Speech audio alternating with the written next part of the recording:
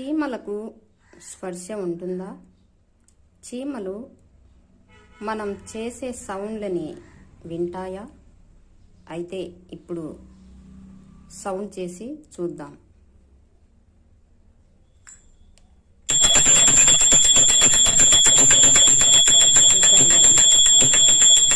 చీమలు సౌండ్ని వింటాయి.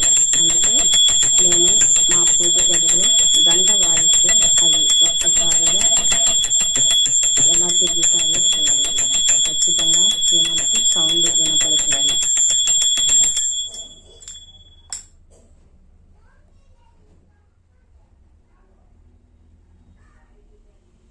ఇదే శివశక్తి అంటే.